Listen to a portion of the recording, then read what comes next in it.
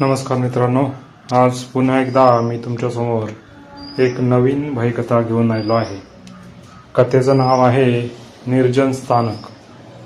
रात्री 11:30ची वेळ. पावसाने नुकतीच विश्रांती घेतली होती.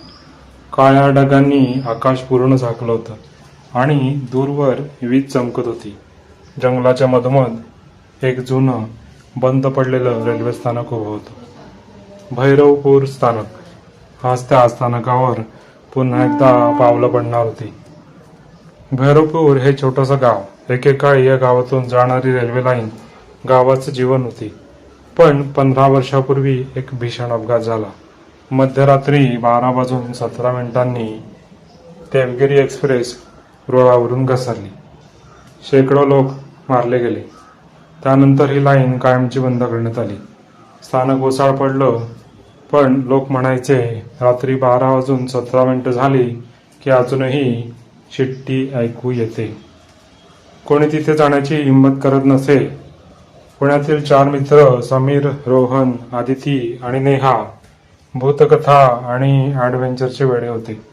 त्यांनी यूट्यूब चॅनल सुरू केलं होतं. चॅनलचं नाव होतं अंधाराच्या पलीकडे. समीर म्हणाला, मित्रांनो, पुढचा एपिसोड भन्नाट असायला हवा. भैरवपूर स्थानकावर जाऊया. नेहा थोडी घाबरली. लोक म्हणतात तिथे काहीतरी आहे. रोहन हसला, अगं सगळं अंधश्रद्धा आहे. आदिती मात्र शांत होती. तिला आतून काहीतरी अस्वस्थ वाटत होतं. त्या रात्री ते चौघे स्थानकावर पोहोचले. गाडी स्टेशनच्या बाहेर थांबवली. टॉर्च लावून ते आत गेले. जुन्या फलकावर अजूनही अक्षर दिसत होती, भैरवपूर. प्लॅटफॉर्मवर गंजलेला बाग, तुटलेली तिकीट खिडकी, कोळ्यांची जाळी असं सर्वत्र पसरलेलं होतं. समीरने कॅमेरा सुरू केला. मित्रांनो, आपण आहोत भैरवपूरच्या निर्जन रेल्वे स्थानकावर. अचानक दूरवर एखाद्या धातूवर आदळल्यासारखा आवाज झाला. रोहन म्हणाला, कोणी आहे का तिकडे? कोणीच उत्तर दिलं नाही. स्थानकाच्या भिंतीवर एक जुनं घड्याळ होतं. त्याच्या काट्या थांबल्या होत्या. 12:17 आदितीच्या अंगावर काटा आला. हा तोच वेळ अपघाताचा. तेवढ्यात त्यांच्या मोबाईलवर नेटवर्क गायब झालं. कॅमेऱ्याचा स्क्रीन फ्लिकर होऊ लागला. नेहा म्हणाली, आपण जाऊया ना? समीर हट्टाने म्हणाला, नाही, आपण आतल्या ऑफिसमध्ये जाऊ. स्टेशन मास्तरची खोली. दार कर्कश आवाज करत उघडलं. आत टेबलावर एक जुनी वही पडलेली होती. रोहनने ती उघडली. शेवटची नोंद, आज रात्री काहीतरी विचित्र आहे. 12:17 आवाज सावल्या. पुढचं पान रक्ताने माखलेलं होतं. अचानक दरवाजा जोरात आपटला. नेहा किंचाळली. रात्री 12 वाजले. हवेत गारठा वाढला. 12:16 12:17 अचानक दूरवरून ट्रेनची शिट्टी ऐकू आली. प्लॅटफॉर्मवर कंपनं जाणवू लागली. रोहन ओरडला, पण ही लाईन तर बंद आहे. धुक्याच्या पडद्यातून एक ट्रेन हळूहळू पुढे येताना दिसू लागली. जणू पारदर्शक, भुताटकी. या ट्रेनच्या खिडक्यांमधून फिकट चेहरे बाहेर पाहत होते.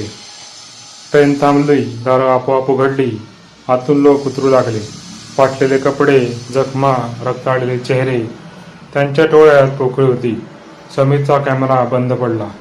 एक लहान मुलगी नेहाकडे चालत आली. तिचा चेहरा अर्धा जळालेला होता. ती म्हणाली, माझी आई कुठे? नेहा थरथर कापू लागली.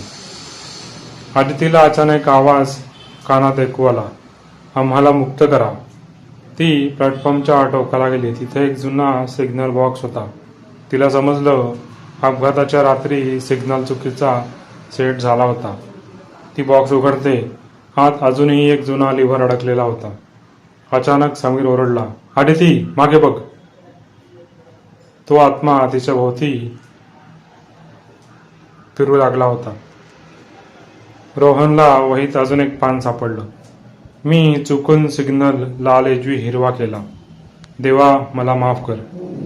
स्टेशन मास्तरने आत्महत्या केली होती. आदितीने पूर्ण जोर लावून लिव्हर हलवला. कर्कश आवाज झाला. 12:18. शिट्टी पुन्हा वाजली. ट्रेन हळूहळू मागे जाऊ लागली. आत्मे एकामागून एक परत ट्रेनमध्ये चढले. ती लहान मुलगी हसली, म्हणाली, धन्यवाद. डोकं विरलं. सगळं शांत झालं. चारही मित्र घाबरलेले पण जिवंत होते. ते गाडीमध्ये बसले. समीरने कॅमेरा तपासला. सगळं रेकॉर्ड झालं होतं. पण शेवटच्या फ्रेममध्ये एक गोष्ट दिसत होती. गाडीच्या मागच्या सीटवर ती लहान मुलगी बसलेली होती आणि हसत होती. आणि घड्याळात 12:17 दाखवत होतं. गाडीच्या आरशात समीरने पुन्हा पाहिलं. मागच्या सीटवर तीच लहान मुलगी. अर्धा जळालेला चेहरा, डोळ्यात पोकळी, ओठांवर मंद हसू. समीरचा श्वास अडकला. तो हळूच मागे वळला. सीट रिकामी होती. काय झालं? रोहनने विचारलं. समीर काही बोलला नाही. त्याने गाडीचं इंजिन सुरू केलं. गाडी वेगाने स्थानकापासून दूर जाऊ लागली. पण त्यांच्या मनातलं स्थानक अजूनही मागे राहिलं नव्हतं. पुण्यात परतल्यावर दुसऱ्या दिवशी त्यांनी फुटेज तपासायला सुरुवात केली. सुरुवातीचं सगळं स्पष्ट होतं. रेल्वे स्थानक, ऑफिस, वही. पण 12:17 सुमारास स्क्रीनवर धुसर सावल्या दिसू लागल्या. आणि मग ट्रेन, भुताटकीची ट्रेन स्पष्ट दिसत होती. आत्मे उचलताना सगळं फुटेज कॅमेऱ्यात होतं. नेहा रडत म्हणाली, आपण हे अपलोड नको करूयात. समीर म्हणाला, हे आपल्या चॅनलसाठी फार आवश्यक आहे. त्याने आपलं चॅनल खूप मोठं होईल. आदिती मात्र शांत होती. तिच्या मनात अजूनही तो आवाज घुमत होता, आम्हाला मुक्त करा.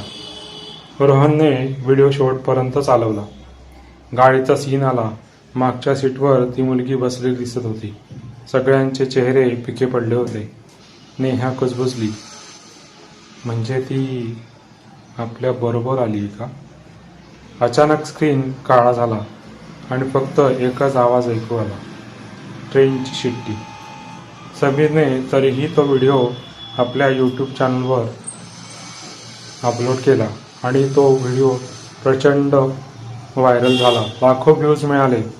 पण कमेंट्स विचित्र होत्या. तुमच्या मागे अजून कोण उभं आहे? तुमच्या घराच्या खिडकीत सावली दिसते. रोहनने लगेच लाईव्ह कॅमेरा तपासला. खिडकीबाहेर काहीच नव्हतं. पण त्यांना जाणवत होतं कोणीतरी आहे. त्या रात्री नेहा एकटे घरी होती. रात्री 12:16.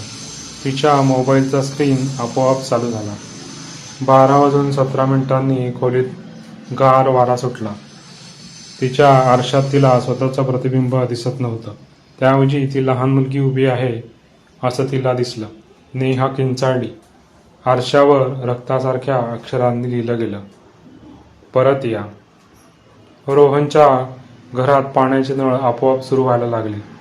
समीरच्या लॅपटॉपवर दर रात्री 12:17 ट्रेनचा हॉर्न वाजू लागला.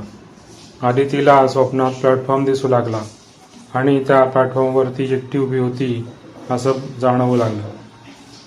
ते पुन्हा भेटले. समीर म्हणाला, हे थांबणार नाही जोपर्यंत आपण परत त्या ठिकाणी जात नाही. नेहा रडत म्हणाली, आपण आता पुन्हा तिकडे जायचं? आदिती ठाम आवाजात म्हणाली, आपण काहीतरी अपुरं सोडून आलोय. रोहनने मान हलवली. ते पुन्हा भैरवपूर रेल्वे स्थानकाकडे निघाले. यावेळी स्थानक वेगळं दिसत होतं. जणू काळ थांबला होता. प्लॅटफॉर्म यावेळेला स्वच्छ होतं. घड्याळ चालू होतं आणि रात्रीचे 12:10 झाले होते. तिकीट खिडकीत एक माणूस बसलेला होता.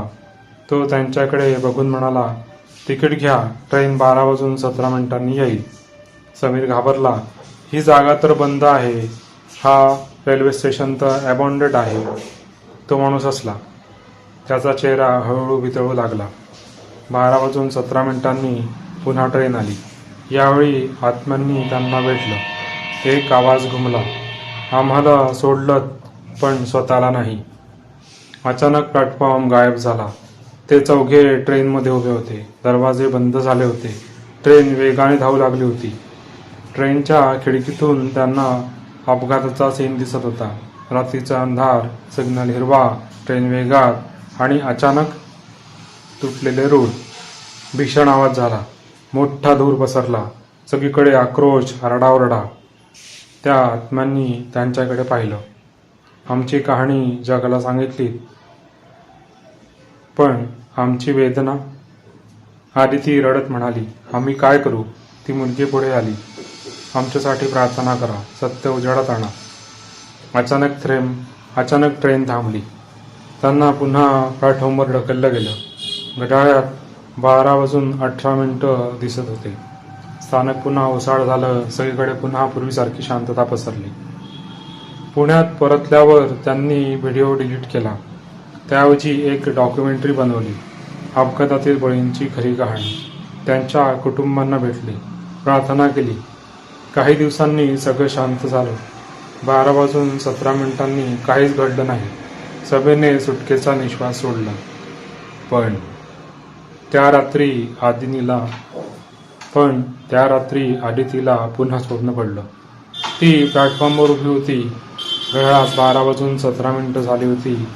ट्रेन आली नाही, पण ती मुलगी उभी होती. ती म्हणाली, आता तू आमच्यातलीच आहेस. आदिती घाबरून जागी झाली.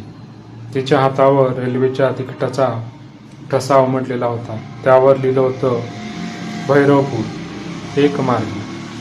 भैरवपूर, वन वे तिकीट. आदितीच्या हातावर उमटलेलं तिकीट सकाळपर्यंत स्पष्ट दिसत होतं. भैरवपूर एक मार्गी. भैरवपूर, वन वे तिकीट. वेळ 12:17. ती घाबरून समीरला फोन करते. समीर, हे तिकीट खरं आहे, ते नाहीसं होत नाहीये. समीर, रोहन आणि नेहा लगेच तिच्या घरी पोहोचले. तिकिटाच्या ठशावर हलकी उष्णता जाणवत होती. जणू त्वचेखाली काहीतरी धडधडत होतं. रोहन म्हणाला, हे साधं स्वप्न नाही. अचानक आदितीच्या मोबाईलवर मेसेज आला, अननोन नंबरवरून. आज रात्री एकटी. नेहा घाबरली. तू एकटी जाणार आहेस? पण रात्री 11:45 आदितीच्या खोलीत दिवे लुकलुकू लागले. घड्याळाचे काटे वेगाने फिरू लागले. 12:16. आदितीचा आवाज बदलला. मला जावंच लागेल. तिच्या डोळ्यात त्या मुलीचं प्रतिबिंब दिसू लागलं होतं. भैरवपूर रेल्वे स्थानक पुन्हा त्यांच्या समोर होतं. पण यावेळी फक्त आदिती आत गेली. बाकी तिघं बाहेर थांबले. प्लॅटफॉर्मवर धुकं पसरलं होतं. घड्याळ चालू लागलं होतं. 12:17 झाली होती. पुन्हा एकदा ट्रेनची शिट्टी वाजली आणि ट्रेन आली. दारं उघडली. ती मुलगी समोर उभी होती. तू निवडली गेली आहेस, आदिती थरथरत म्हणाली. का? मी का? मुलगी हसली. कारण तू ऐकलंस. बाकी सगळे फक्त पाहत होतेस. ट्रेनमध्ये आत गेल्यावर आदितीला एक वेगळीच दुनिया दिसली. उजळालेली सीट्स, धूर, आक्रोश आणि मग एक गुप्त डबा. या डब्यात एक वृद्ध माणूस बसलेला होता. तोच स्टेशन मास्तर. त्याचे डोळे पोकळ होते. माझी चूक नव्हती, तो कुजबुजला. आदितीने विचारलं, मग सिग्नल कोणी बदलला? स्टेशन मास्तर थरथरला. कोणीच नाही. त्या रात्री सिग्नल स्वतःच बदलला. का? कारण ट्रेनमध्ये काहीतरी होतं जे पोहोचायला नको होतं. अचानक डब्याच्या मागून जड श्वास ऐकू आला. धुक्यातून एक काळी सावली पुढे आली. मानवी आकार, पण चेहरा नव्हता, फक्त काळोख. ती सावली हळूहळू वाढत गेली. मुलगी कुजबुजली. तो प्रवासी नव्हता, तो भूक होता. त्या अपघाताच्या रात्री त्या सावलीने ट्रेन ताब्यात घेतली होती. ती जीवांची भूक होती. आत्मे मुक्त झाले होते, पण सावली अजून जिवंत होती. बाहेर समीर, रोहन आणि नेहा अचानक किंचाळले. स्थानकाभोवती काळं वादळ उठलं होतं. प्लॅटफॉर्म तुटायला लागला होता. समीर ओरडला, आदिती बाहेर ये. पण ट्रेनचे दरवाजे बंद झाले होते. आता सावलीने आदितीकडे हात पुढे केला. तू ऐकतेस? तू जाणवतेस? तू योग्य आहेस? आदितीने डोळे मिटले. मी तुला परवानगी देत नाही. तिने हातावरील तिकीट फाडून काढण्याचा प्रयत्न केला. त्वचेवर जखम झाली. रक्त बाहेर आलं. तिकीट जळायला लागलं. सावलीने भयंकर गर्जना केली. ट्रेन हलायला लागली. स्टेशन मास्तर ओरडला, ती ऊर्जा तिकिटात आहे, ते नष्ट कर. आदितीने पूर्ण ताकदीने हात भिंतीवर आपटला. तिकिटाचा ठसा पुसला. एक तेजस्वी प्रकाश पसरला. सावली किंचाळली. बाहेर 12:18 झाले होते. वादळ थांबलं होतं. ट्रेन गायब झाली होती. प्लॅटफॉर्म पुन्हा ओसाड झाला होता. आदिती जमिनीवर पडलेली होती. समीर धावत तिच्याकडे गेला. आदिती, डोळे उघड. ती हळूच डोळे उघडते. सगळं शांत झालेलं होतं. तिकिटाचा ठसा गायब झाला होता. ते चौघे घरी परतले. काही दिवस सगळं सुरळीत होतं. 12:17 काही घडत नव्हतं. पण एक रात्री रोहन एकटा एडिटिंग करत होता. स्क्रीनवर अचानक जुना फुटेज दिसू लागला. ट्रेन, प्लॅटफॉर्म आणि सावली. यावेळी सावली कॅमेराबाहेर नव्हती. ती कॅमेऱ्याच्या आत होती आणि तिच्या मागे उभे होते 4 मानवी आकार. त्यातली एक होती आदिती. रोहन घाबरून मागे वळला. त्याच्या खोलीत कोणीच नव्हतं. पण भिंतीवर एक सावली दिसत होती. 4 नाही, 5. घड्याळ 12:17 दाखवत होतं. यावेळी चिठ्ठी बाहेरून नाही, रोहनच्या घराच्या आतून आली, की भैरवपूर स्थानक आता तुमच्याही स्वप्नात येणार आहे. भाग पुढचा लवकरच. धन्यवाद.